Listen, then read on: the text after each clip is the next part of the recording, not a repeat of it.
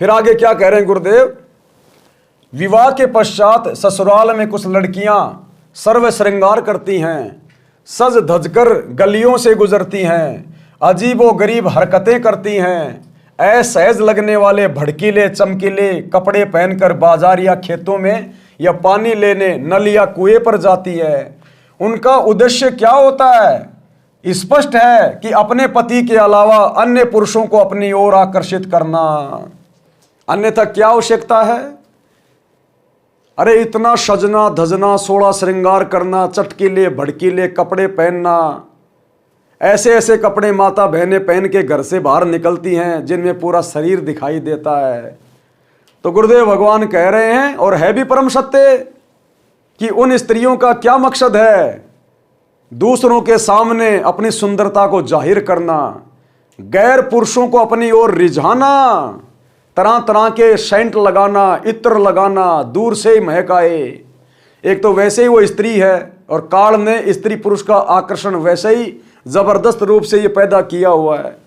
ऊपर से और उसमें आग लगा देना, सोलह श्रृंगार करना, चटकीले भड़कीले ऐसे कपड़े पहनना, चटक मटक के चलना, टेढ़ी मेढ़ी नजर करके देखना, गैर पुरुषों की तरफ देखना, मुस्कराना। तो गुरुदेव कह रहे हैं, स्पष्ट है कि वो औरत ये सब कुछ क्यों कर रही है। उस घर में कभी शांति नहीं रह सकती, उस घर में खुशी कभी ज्यादा दिन तक नहीं टिक सकती। वो कभी न कभी किसी न किसी गैर पुरुष के संपर्क में आएगी, अन्यथा उसके पति को आवश्यकता नहीं इन चीजों की।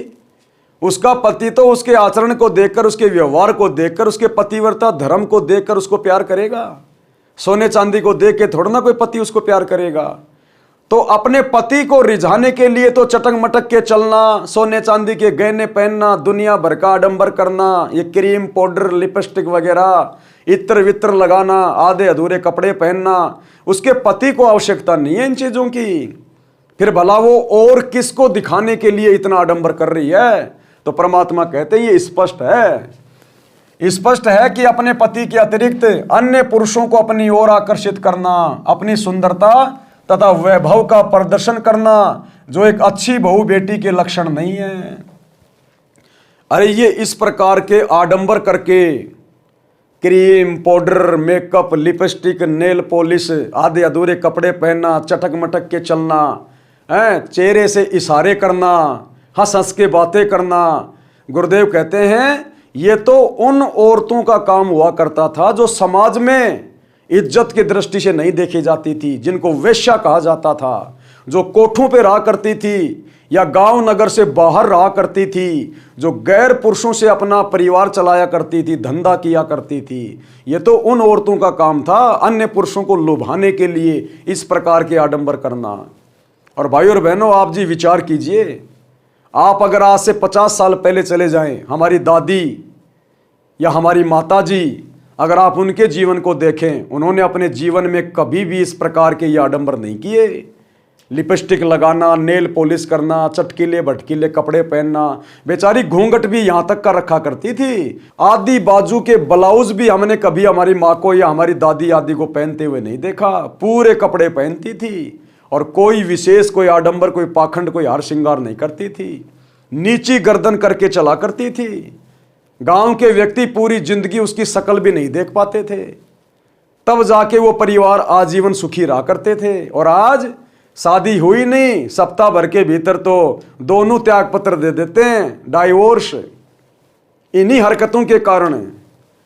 तो माता पिता को चाहिए कि वो भक्ति से जुड़ें, सतगुरु के ज्ञान को ग्रहण करें। जब माता पिता अपने अंदर इस प्रकार के संस्कार लाएंगे तभी तो वो अपने बच्चों को संस्कार दे पाएंगे।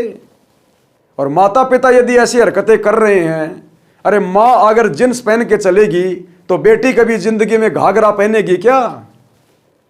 एक समय गुरुदेव सत्संग में बताया कि एक बूढ़ा आदमी आके रोने लग गया मेरे पास, बोला जी छोरा मारा है, छोरा पिटा है। तो गुरुजी ने कहा भाई क्यों पिटा है? बोला जी दारू पीवे, शराब पीवे, नशा करके आवे, मन मार है।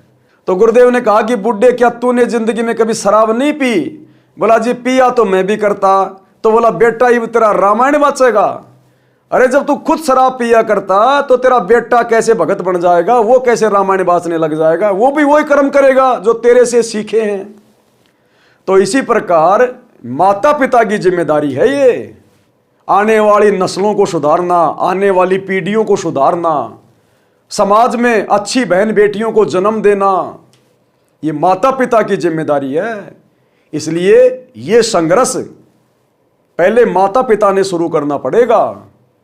और ये भाई तभी बदलाव होगा, ये परिवर्तन उसे समय होगा जब आप सतगुरु रामपाल जी के सत्संग सुनेंगे, जब आप सतगुरु रामपाल जी की शरण ग्रहण करेंगे, क्योंकि एकमात्र पूरी दुनिया में इन्हीं के वचनों में शक्ति है, इन्हीं के आशीर्वाद में शक्ति है। बाकी ये बड़े बड़े मंडलेश्वर आचार्य शंकराचार्य कुछ भी लेना देना नहीं है, कुछ भी। इनकी तो करनी तज कथनी कथ है, अज्ञानी दिन रात और कुत्ते जो भोकत फिर सुनी सुनाई बात, ये वाली है इनकी कहावत। इनके वचनों का कोई असर नहीं होना किसी के ऊपर भी। ये सुबह क्या बोलेंगे शाम को उसके विपरीत करते हुए दिखाई देते हैं। तो परम संत के सत्संगों में वो वचन शक्ति होती है जो सामने वाले बुरे से बुरे व्यक्ति के ऊपर भी असर करती है, उसको अंदर से धो मांझ के साफ करती है, उससे बुराइयां छुड़वाने की प्रेरणा करती है। और जिस दिन आप ज्ञान को समझकर और जब शरण ग्रहण कर लेंगे, नाम उपदेश ले लेंगे और जब शत भक्ति मंत्रों का जाप करना शुरू करेंगे, क्योंकि जिस प्रकार रोगी है डॉक्टर के पास जाता है तो डॉक्टर तो उसको सलाह देगा शुरुआत में तो कि भैया आपको रोग है, आप एडमिट हो जाओ। तो मात्र एडमिट करने से बात नहीं बनेगी। जब डॉक्टर हमारा इलाज शुरू करेगा, हमारे को इंजेक्शन लगाएगा, खाने के लिए दवा देगा, ग्लूकोज लगाएगा, तब हमारा रोग कटेगा। तो सतगुरु के सत्संग सुनने मात्र से तो हमारे को जानकारी होगी कि क्या सही है और क्या गलत है, हमने करना क्या चाहिए था ये मनुष्य शरीर प्राप्त करके, और हम कर क्या रहे हैं। और जिस दिन हम सतगुरु से उपदेश ले लेंगे, सतगुरु हमें भक्ति देंगे, 3 समय की आरती देंगे, जाप करने के लिए हमारे को मंत्र देंगे, सुनने के लिए सत्संग देंगे, 5 यज्ञ देंगे घर पे करने के लिए, देसी घी की हम जोत जलाएंगे। तो उसके बाद जब वो दवा हमारे अंदर जाएगी, फिर वो दवा अपना ऐसा परिवर्तन दिखाएगी, हमारी लाइफ को परिवर्तित कर देगी, जीवन को। हम पशु तुल्य इंसानों को, क्योंकि वर्तमान में हम शरीर से जरूर इंसान हैं, लेकिन हमारे जो कर्म है बिना भक्ति के वो पशुओं के समान है। तो हम पशु जैसे इंसानों को, स्त्री पुरुषों को परमात्मा की भक्ति हमारे को सबसे पहले तो एक नेक इंसान बनाएगी कि एक नेक इंसान के अंदर क्या गुण होते हैं, समाज में किस प्रकार से इंसान ने प्यार प्रेम से भाईचारे के साथ में रहना चाहिए, किन किन बुराइयों से दूर रहना चाहिए। और उसके बाद परमात्मा कब हमें देवता तुल्य बना देंगे हमें पता भी नहीं चलेगा। परमात्मा कहते हैं गुरु को कीजिए दंडवत कोटि कोटि प्रणाम, भाई कीट न जाने भृंग को गुरु कर ले आप समान। इसलिए सत्संग सुनना सर्वप्रथम बहुत जरूरी है। सत्संग के लिए मोबाइल निकालिए, यूट्यूब पर सर्च करें सृष्टि रचना सतगुरु रामपाल जी और आज ही सुनना शुरू करें। स्पष्ट है कि अपने पति के अतिरिक्त अन्य पुरुषों को अपनी ओर आकर्षित करना, अपनी सुंदरता तथा वैभव का प्रदर्शन करना जो एक अच्छी बहू बेटी के लक्षण नहीं है। यदि कहें कि पति को प्रसन्न करने के लिए ऐसा करती है तो वे घर तक ही सीमित रहती तो अच्छा होता, परंतु ऐसे लक्षण मन में दोष के प्रतीक होते हैं। अगर वो कहे कि मैं तो अपने पति के लिए हार श्रृंगार कर रही हूं, ये तो केवल एक कहावत हो गई, फॉर्मेलिटी हो गई कि मैं तो अपने सजन के लिए, अपने पति के लिए हार श्रृंगार करती हूं। अगर अपने पति के लिए हार श्रृंगार करती है तो फिर बाहर बाजार में क्यों निकल रही है उस हार श्रृंगार को लेकर?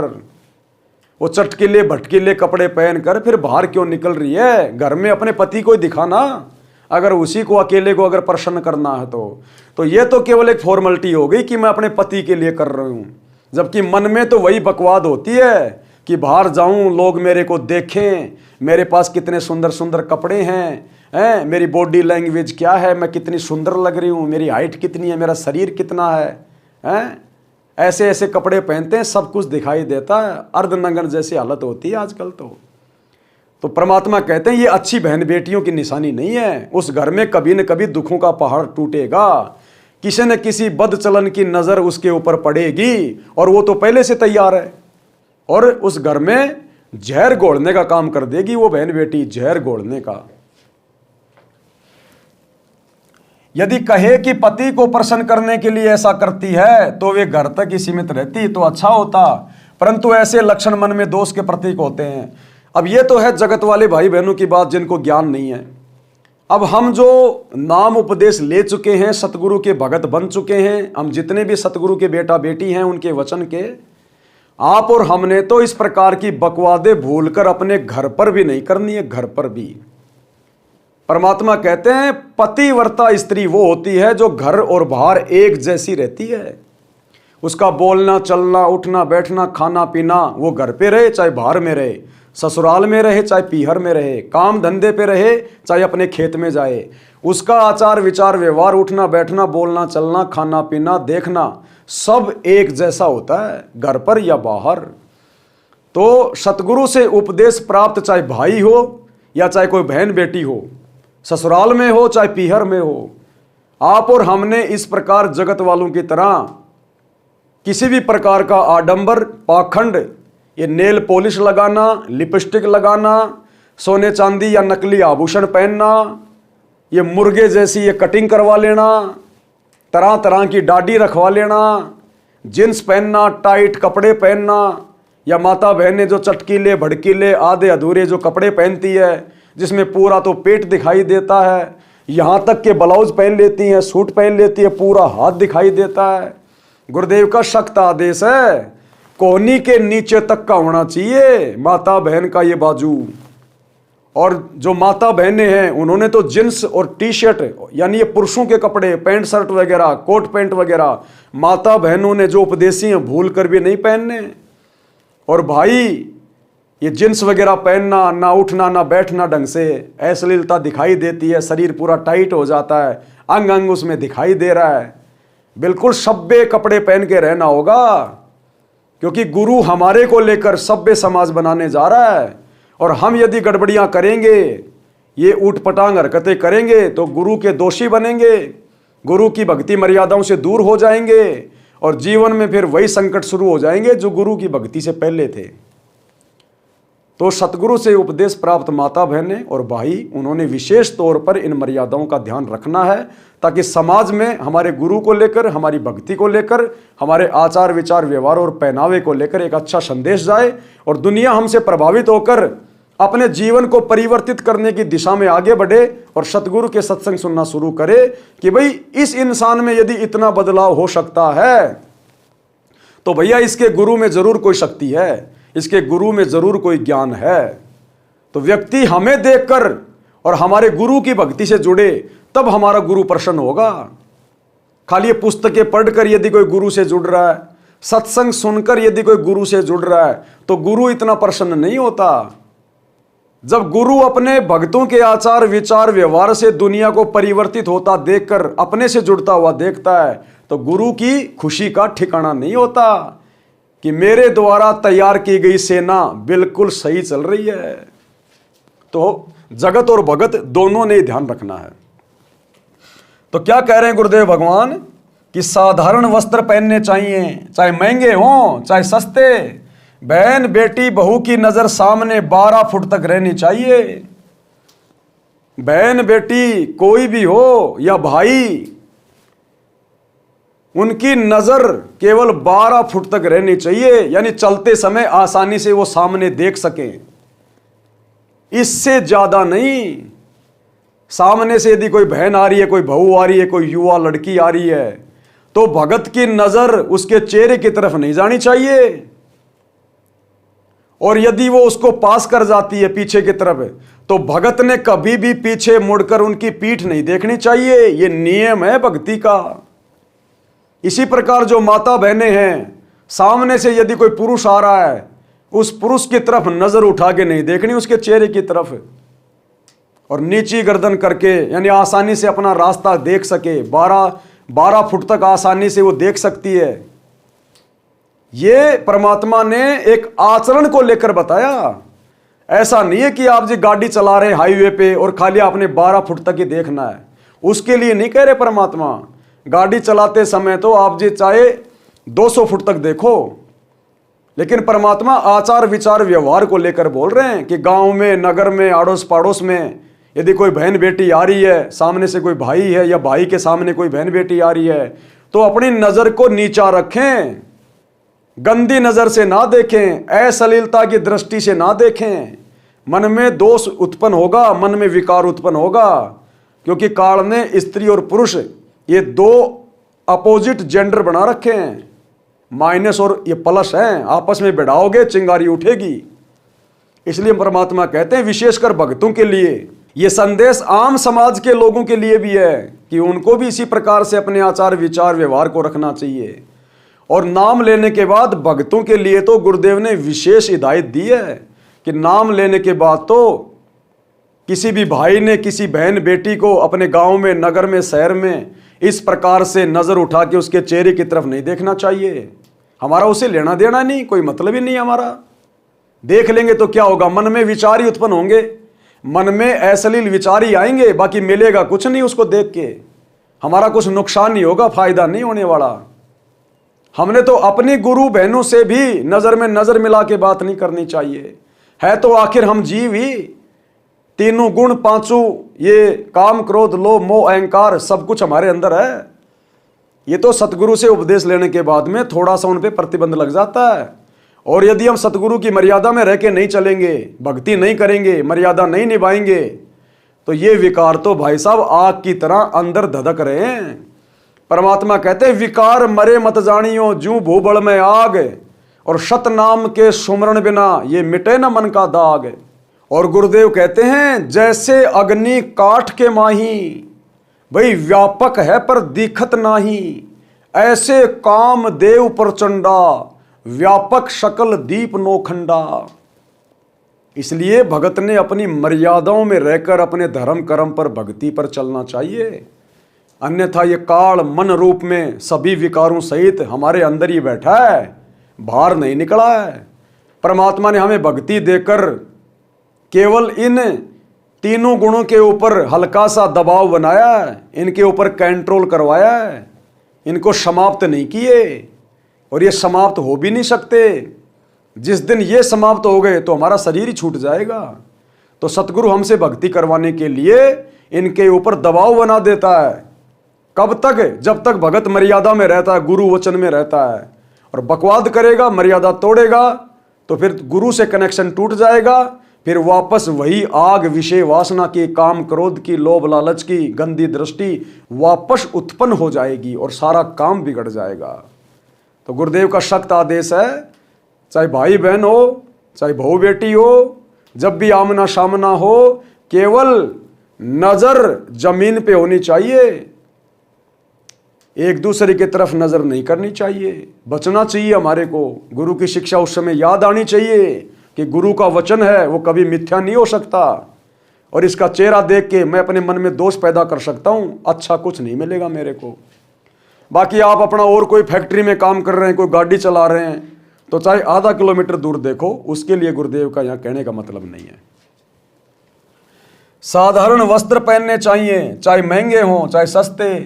बहन बेटी बहू की नजर सामने 12 फुट तक रहनी चाहिए। चलते बैठते उठते समय ध्यान रखें कि कोई ऐसी गतिविधि न हो जाए जो किसी के लिए उत्प्रेरक हो।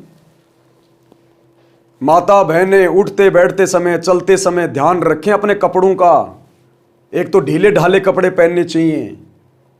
आज के लिए टाइटी वाइटी लेगिंग फैगिंग क्या आ गई, इनमें कुछ शुद्धता है ही नहीं, बिल्कुल टाइट होके चलेंगी। और फिर बैठते समय ऐसे बैठेंगी पहलवानों की तरह, सब कुछ आमने सामने वाले को दिखाई दे, तो सामने वाला क्या करेगा फिर? है तो वो भी इंसान ही, ये तीनों गुण तो सबके अंदर हैं। फिर वो उत्प्रेरित हो जाता है, उसके मन में दोष पैदा हो जाएगा उसके अंगों को देखकर। तो माता बहनों की भी जिम्मेदारी बनती है। ये माता बहनें अगर थोड़ा सही तरीके से रहें, उठे बैठे, वस्त्र पहने, ये फालतू का मेकअप शेकअप करके लिपस्टिक विपस्टिक लगा के अगर ना रहें, तो 50% तो सामने वाले के विषय विकारों पर वैसे ही कंट्रोल हो जाता है। तो विशेषकर जो साध संगत में हैं, साध संगत यानी जो सतगुरु के बच्चे हैं, भगत और भक्तमतियां हैं, उनको विशेषकर इन बातों का ध्यान रखना, क्योंकि अब आप भगत बन गए और आपके कारण, आप माता बहनों की इस प्रकार की किसी भी हरकत के कारण यदि सामने किसी भगत या किसी भी जगत वाले व्यक्ति में इस प्रकार के अश्लील विचार उत्पन्न हो रहे हैं, आपकी किसी गलत क्रिया को देखकर, वैसे चाहे आपको देखकर अपने मन में कोई 100 प्रकार के दोष पाड़ ले, उसके कर्म उसके साथ हैं, लेकिन यदि आपने इस प्रकार तड़कीले भड़कीले कपड़े पहन रखे हैं, लेगिंग है, टाइटी है, जींस वगैरह है, टाइट टी शर्ट वगैरह है, उठने बैठने का कोई सलीका नहीं है, चौड़े टांग कर रखे हैं, तो सामने वाला यदि आपको देखकर अपने मन में दोष पैदा करता है तो आप भी उतनी दोषी बनती हैं परमात्मा की। इसी प्रकार जो भाई हैं उन्होंने जींस वगैरह, ये टाइट जींस वगैरह, टी शर्ट्स वगैरह, फालतू का कोई ये चैनवान पहनना, कोई ये ब्रासलेट पहनना, एक कान के अंदर बाड़ी डाल के रखना, मुर्गे जैसी वो कटिंग करवा लेना, या अन्य कोई किसी प्रकार का ये आईब्रो फाइब्रो करवाना और कोई आडंबर करना, तो भगत भाइयों ने भी बहुत ज़्यादा सावधानी रखनी है। परमात्मा कहते हैं साध सोई जो सीधा चाल है। हम भगत हैं, हम साधु हैं, हमारी हर क्रिया ऐसी होनी चाहिए कि सामने वाले को देखकर प्रसन्नता हो, अश्लीलता ना हो। नहीं तो फिर हम सतगुरु के भगत नहीं, हम तो फिर काल के एजेंट हैं। अरे भगत के संपर्क में आने के बाद तो सामने वाले के विचारों में परिवर्तन होना चाहिए, अच्छे विचार होने चाहिए, उसको आनंद आना चाहिए कि भगत के साथ में 5 मिनट और रहूं, ये तो बहुत अच्छी अच्छी बातें बता रहा है, इसका तो रहना सहना उठना बैठना बहुत अच्छा है, बहुत सभ्य है। तो सामने वाले को भगतों से तो शिक्षा मिलनी चाहिए। और भगत ही यदि उल्टी सीधी हरकतें करेंगे, दुनिया भर के आडंबर में, पाखंड में, फैशन में डूबे रहेंगे, तो बताओ फिर आम समाज को हम क्या शिक्षा देंगे। तो गुरुदेव क्या कह रहे हैं, चलते बैठते उठते समय ध्यान रखें कि कोई ऐसी गतिविधि न हो जाए जो किसी के लिए उत्प्रेरक हो, यानी किसी में काम वासना पैदा करे, किसी के विचार बिगाड़ दे। इस प्रकार से हम भाई बहनों ने नहीं रहना चाहिए। स्त्री की गलत अदा यानी गतिविधि से लफंडर लोगों का हौसला बढ़ता है, वे परेशान करते हैं। महिला का हंस हंसकर बातें करना उत्प्रेरक तथा असभ्य होता है, यानी सामने वाले के मन में दोष पैदा कर देता है। माता बहनों का हद से ज़्यादा या आवश्यकता से ज़्यादा या वैसे भी छोटी छोटी बातों पे हंस हंस के बोलना, हंस हंस के बातें करना, ये सामने वाले के अंदर विषय वासना पैदा कर देता है। अरे आम समाज में एक कहावत है, हंसी तो पटी, यानी लड़की अगर आपकी किसी बात से हंस गई तो समझो वो आपसे पट गई, यानी वो आपके झांसे में आ गई। तो सतगुरु कह रहे हैं कि माता बहनों ने इस प्रकार से हंसना नहीं चाहिए, बिल्कुल शांत स्वभाव होना चाहिए, और गैर पुरुष के सामने तो उसकी बात पर बिल्कुल भी नहीं हंसना चाहिए, और सीधी नजर करके कभी बात भी नहीं करनी चाहिए। यदि कोई रास्ता भटक गया है, उसकी मजबूरी हो गई आपसे रास्ता पूछना, तो नीची गर्दन करके बताना है, अगर पता है तो, नहीं तो बोल दो भैया कहीं और से पूछ लो। हम भक्तों ने सर या मैडम नहीं बोलना, भाई साहब बोल दो, भैया बोल दो। इस प्रकार के शब्द बोलने से सामने वाले में ठंडक पैदा होती है। सर या मैडम इस प्रकार के शब्द हमारे अंदर अश्लीलता पैदा करते हैं। तो हमने बहुत सोच समझकर भक्ति मार्ग पर एक एक कदम फूक फूक के बढ़ना है। महिला का हंस हंसकर बातें करना उत्प्रेरक तथा असभ्य होता है, जो सामाजिक बुराई है। जैसे बहन बेटी बहू यानी युवती अपने परिजनों के साथ रहती है, ऐसा ही आचरण घर से बाहर होना चाहिए। उसकी प्रशंसा सभ्य समाज किया करता है, अन्य युवाओं को उसका उदाहरण बताते हैं। यदि पेट्रोल को चिंगारी नहीं मिलेगी तो वह विस्फोटक नहीं होता। अगर किसी भी बदचलन मन चले व्यक्ति को आप मौका ही नहीं दोगे तो वो कैसे कुकर्म करने के लिए उत्प्रेरित होगा। तो परमात्मा कहते हैं यदि माता बहनें या भाई बहन कोई भी यदि अपनी उल्टी हरकतों से अगर पेट्रोल को चिंगारी नहीं दोगे तो वो कैसे फटेगा, नहीं फट सकता। तो यदि सभी अपनी अपनी मर्यादा में रहेंगे, अपनी अपनी जिम्मेदारियों में रहेंगे, अपने घर परिवार की इज्जत को, समाज में अपनी इज्जत को देखकर चलेंगे, अपने गुरु के वचन को देखकर चलेंगे, अपने आत्म कल्याण को देखकर चलेंगे, भगवान से डरकर चलेंगे कि कल को इन कर्मों का हिसाब भी देना है परमात्मा के दरबार में। यहाँ तो जो मर्जी हरकतें कर लो, लेकिन कल को परमात्मा से कैसे बचोगे। आज अगर माता बहनें चटकीले भड़कीले कपड़े पहनना, छोटे छोटे कपड़े पहनना, दिखावा करना, अगर अपनी हरकतों से बाज नहीं आएंगी तो अगले जन्म में परमात्मा उसको कुतिया बना देगा। फिर वो नंगी घूमेगी कि ले बेटी, तेरे को ही ऐसा चाहिए था ना, ये छोटे छोटे कपड़े पहनना, शरीर का दिखावा करना तेरे को बहुत अच्छा लगता था। परमात्मा अगले जन्म में उसको कुतिया बना देता है, पूरी जिंदगी नंगी घूमती है, उसकी सारी इच्छा परमात्मा पूरी कर देता है। तो भाई और बहनों, हमने इन बातों का ध्यान रखना है। यदि पेट्रोल को चिंगारी नहीं मिलेगी तो वह विस्फोटक नहीं होता। इसके विपरीत उपरोक्त गतिविधि करना समाज में आग लगाना है। ये बात युवतियों तथा युवाओं दोनों पर लागू होती है। जवानी बारूद की तरह होती है, यानी जवानी का कोई सिर पैर नहीं होता है। जवानी की होती जात नहीं, कोई मिल्या भजन का साथ नहीं। मेरी सुनीति जैसी मात नहीं, जिसने बेटा भगत बनाया है। ये जो जवानी है ना, ये जो जवान शरीर है ना, एक युवा अवस्था, इसमें इंसान अपना भला बुरा नहीं समझ पाता, इज्जत बेइज्जती की परवाह नहीं करता। उसको लगता सदा ऐसे रहूंगा, मेरा कौन क्या बिगाड़ लेगा।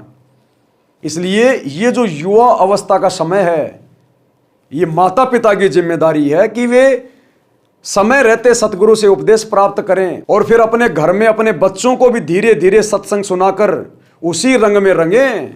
अगर आपके घर में सत्संग के बजाय अश्लील फिल्में चल रही हैं, आजकल जितनी भी फिल्में बन रही हैं, आप उनको कभी देखना। हमें तो देखे हुए 8-10 साल हो गई।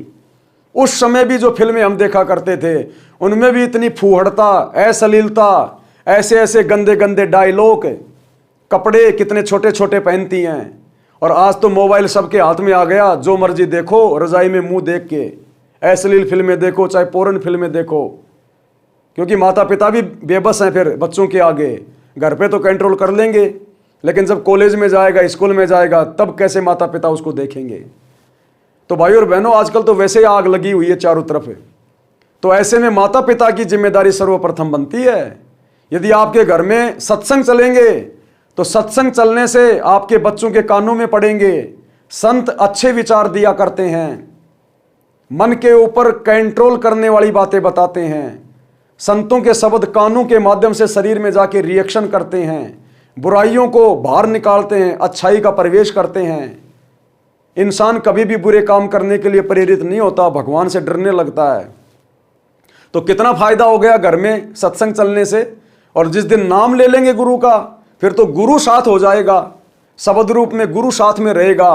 काल यदि कभी आपके बेटा बेटी से कोई गलती भी करवाएगा तो सतगुरु गलती नहीं होने देगा। और सत्संगों के बजाय जिस घर में टीवी है, उस टीवी में फिल्में चल रही हैं, धारावाहिक चल रहे हैं, सास बहू के नाटक चल रहे हैं, दुनिया भर की बकवादें चल रही हैं, तो भाई वो परिवार बिगड़ेगा बिगड़ेगा। वो बच्चे आपके बेशर्म होंगे ही होंगे। आज ऐसी कोई भी फिल्म नहीं बन रही जो पूरा परिवार मिल बैठ के देख ले।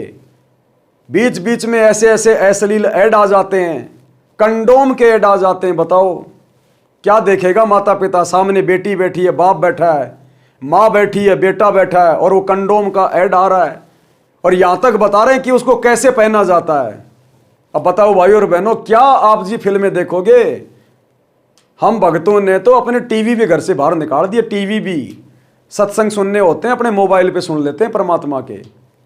तो जिस घर में ये फिल्में चलेंगी, फिल्मी गाने चलेंगे, आप हरियाणा में देखिए कितने फूहड़ गाने जो डीजे पे चलते हैं, कितने अश्लील गाने। और आज वो लोग समाज में जो ऐसे ऐसी फूहड़ फिल्में बना रहे हैं, ऐसे ऐसे फूहड़ गाने गा रहे हैं, आज समाज में वो इज्जत के साथ घूम रहे हैं। दुनिया उनके गलों में माला डालती है, तो दुनिया भी वैसी हो गई। बिना सतगुरु के ज्ञान के, बिना भक्ति के दुनिया भी वैसी हो गई। तो सोचो भाई और बहनों, आपके बच्चों का भविष्य क्या होगा जब आप खुद बैठ के वो अश्लील फिल्में देख रहे हैं।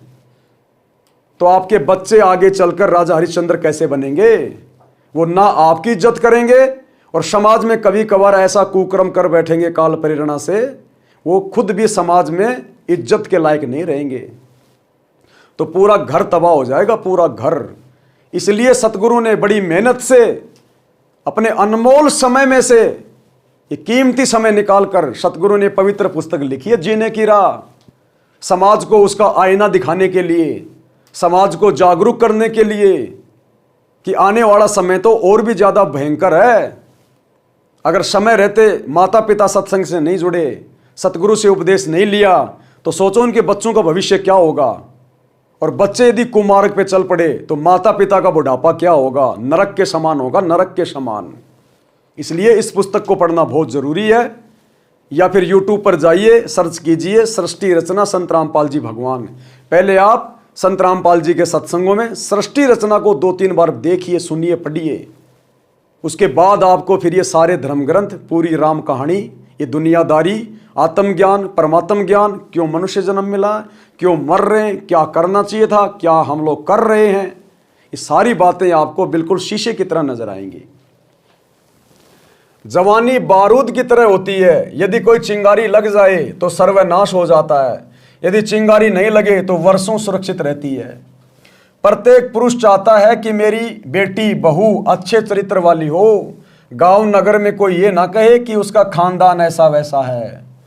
जब हम किसी युवती को देखते हैं और मन में दोष उत्पन्न हो तो तुरंत विचार करें कि यदि कोई हमारी बेटी बहन बहू के विषय में गलत विचार करे तथा दुष्कर्म के मकसद से कुछ अटपटी गतिविधि व्यंग करके अपने दुष्विचारों को प्रकट करे, अर्थात गलत संकेत करे, आंखों को चटकाए मटकाए, टेढ़ी नजर से देखे, ऐसी गलत हरकत करे तो कैसा लगेगा?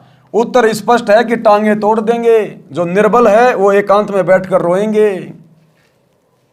दूसरे की बहन बेटियों की तरफ गंदी नजर से देखने से पहले, उसके साथ कोई भी दुष्कर्म करने वाली हरकत करने से पहले एक बार ये विचार अवश्य कर लेना चाहिए कि आपके घर में भी बहन है, बेटी है, बहू है।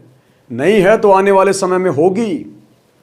अगर आपके घर की इज्जत बहन बेटी बहू की तरफ यदि कोई इस प्रकार की हरकत करे, कोई उसके साथ ऐसा बर्ताव करे, उसके साथ यदि उसको अपने जाल में फंसाकर उसके साथ कोई प्रेम प्रसंग करे, और जब आपको पता चले तो आप जी के ऊपर क्या बीतेगी? जाहिर सी बात है, अंदर आग जलेगी और सोचोगे कि टांग तोड़ के रख दूं अभी। यानी मन में इतना क्रोध, इतना गुस्सा उत्पन्न होगा। तो क्या दूसरे की बहन बेटी बहू उस घर की इज्जत नहीं है? जब उनके परिवार वालों को इस बात का पता चलेगा तो क्या उनके अंदर खून नहीं है? क्या उनके अंदर वो जोश नहीं है? क्या उनमें इस प्रकार के विचार उत्पन्न नहीं होंगे, लड़ाई झगड़े वाले? तो कहते पर नारी को देखिए बहन बेटी के भाव, कहे कबीर काम नाश का यही सहज उपाय। अपने अंदर जो गलत विचार उत्पन्न हो रहे हैं, जो काम वासना प्रकट हो रही है, कहते हैं उसका एक ही तरीका है कि पहले तो सच्चे सतगुरु की शरण ग्रहण करो और उसके बाद गुरु के ज्ञान पर चलते हुए दूसरे की बहन बेटी को अपनी बहन बेटी के नजर से देखो। तब जाकर इन कुविचारों के ऊपर कंट्रोल होगा। तो ये सबके लिए है, सबके लिए सोचने की बात है ये। और जब आप भगत बन जाएंगे, पूरा परिवार भक्ति कर रहा है, तो भक्तों के सामने फिर ऐसी नौबत आएगी नहीं। क्योंकि भक्तों की बहन बेटियों को जो उपदेशी हैं, यदि कोई गैर पुरुष मन चला लड़का यदि अपनी तरफ से कोई गलत हरकत करने का प्रयास भी करेगा कभी मौका देखकर, तो उस बहन बेटी के साथ में परमात्मा रहेगा, क्योंकि उसने उपदेश ले रखा है। शब्द रूप में गुरु उसके साथ रहता है और पल पल उसकी इज्जत की रक्षा करेगा। जैसे महाभारत के युद्ध में परमात्मा ने द्रौपदी का कपड़ा बढ़ाया, उसको निर्वस्त्र होने से बचाया, ऐसे उपदेशी बहन बेटियों का रक्षक गुरु होता है, परमात्मा होता है। इसलिए परिवार के सदस्यों को चिंता नहीं होती। और बाकी वो बहन बेटियां अपनी तरफ से ऐसी कोई गलत हरकत दोष दृष्टि से देखना, उठना बैठना, फालतू के कपड़े पहनना ऐसा नहीं करेगी जिससे अपनी तरफ से सामने वाले के मन में कोई दोष वो पैदा करे। और बाकी यदि कोई नालायक अपनी नालायकी के चलते दोष पैदा करता है तो फिर उस बहन बेटी का रक्षक सतगुरु होता है, परमात्मा होता है। तो इस बात का भी हमने विशेष तौर पर ध्यान रखना है, तब हमारी हरकतों पे धीरे धीरे ये दबाव बनेगा।